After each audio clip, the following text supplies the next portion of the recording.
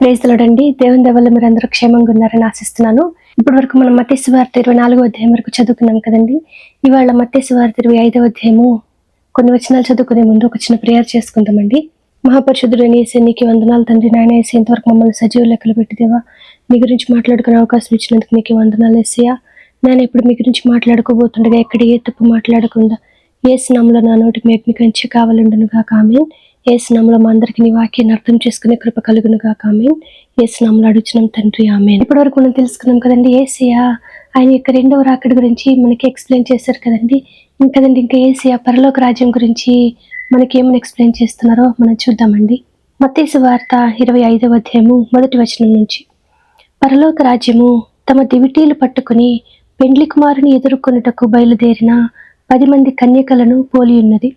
వీరిలో 5 బుద్ధి లేనివారు, 5 బుద్ధి గలవారు.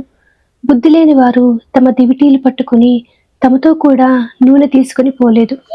బుద్ధి గలవారు తమ దివిటీలతో కూడా సిద్దెలలో నూనె తీసుకుని పోయిరి. పెండ్లి కుమారుడు ఆలస్యము చేయగా వారందరూ కునికి నిద్రించుచుండిరి. అర్ధరాత్రి వేళ ఇదిగో పెండ్లి కుమారుడు, అతనిని ఎదుర్కొనరండి అని కేక వినపడెను.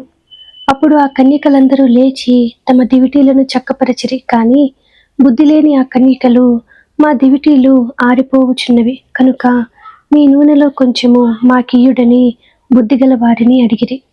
అందుకు బుద్ధిగల కన్యకలు, మాకును మీకును ఇది చాలదేమో, మీరు అమ్మవారి యొద్దకు పోయి కొనుక్కొనుడని చెప్పిరి.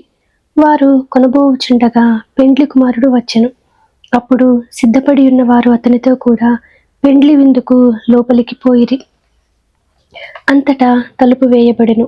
ఆ తరువాత తక్కిన కన్యకలు వచ్చి, అయ్యా అయ్యా మాకు తలుపు తీయుమని అడగగా అతడు మిమ్ము నెరుగనని మీతో నిశ్చయముగా చెప్పుచున్నాను అనెను. ఆ దినమైనను గడి అయినను మీకు తెలియదు కనుక మెలకువగా ఉండుడి. ఆమేన్. కదండి, ఏమని చెప్తున్నారండి? ఆ దినమైనను ఆ గడి అయినను మనకి తెలియదు కాబట్టి మనము ప్రతి సమయంలో సిద్ధంగా ఉండాలని యేసయ్య చెప్తున్నారు కదండి. అంటే మనకి ఏ సమయంలో ఎటువంటి పరీక్ష ఎదురవుతుందో మనకి తెలియదు కాబట్టి మనకి ఎదురయ్యే ప్రతి ఒక్క ప్రశ్నకి సమాధానాన్ని మనము ముందుగానే తెలుసుకొని ఉండాలి కదండి. కొన్ని సమయాల్లో మనకి ఎదురయ్యే పరీక్ష మన జీవితానికి ఆఖరి పరీక్ష అయి ఉండొచ్చు కదండి. కాబట్టి అటువంటి సమయాల్లో మనకి ఎదురైన ప్రశ్నలకి మనం ఎటువంటి సమాధానాలు ఇవ్వాలని మనము ముందుగానే ప్రిపేర్ అయ్యి ఉండాలి కదండి. ఆ విధంగా మనం సిద్ధపడి ఉండాలంటే మనము పరిశుద్ధాత్మతో సంబంధాన్ని కలిగి ఉండాలి కదండి. అంటే మన వాక్యాన్ని రెగ్యులర్గా చదివి పరిశుద్ధాత్మతో సహవాసాన్ని కలిగి ఉండాలి కదండి. అప్పుడు పరిశుద్ధాత్మ దేవుడు మనకి సరైన సమయంలో సహాయం చేస్తారు కదండి. అంటే మనం ఆ విధంగా వాక్యాన్ని రెగ్యులర్గా చదివి పరిశుద్ధాత్మతో సహవాసాన్ని కలిగి ఉంటే పరిశుద్ధాత్మ దేవుడు అంతం వరకు మనల్ని నడిపిస్తారు కదండి. ఆ విధంగా అంతం వరకు నమ్మకంగా ఉండే కృప యేసు నామములో మనందరికీ కలుగును గాక. ఆమేన్. యేసు నామములో మనందరికీ సమాధానం కలుగును గాక. ఆమేన్. ఇప్పటి వరకు మనం చదువుకున్నాము మత్తయి సువార్త 25వ అధ్యాయము 1వ వచనం నుంచి 13వ వచనం వరకు. వాక్యాన్ని అర్థం చేసుకునే కృప యేసు నామములో మనందరికీ కలుగును గాక. ఆమేన్. యేసు నామములో మనందరికీ సమాధానం కలుగును గాక. ఆమేన్. Praise the lord.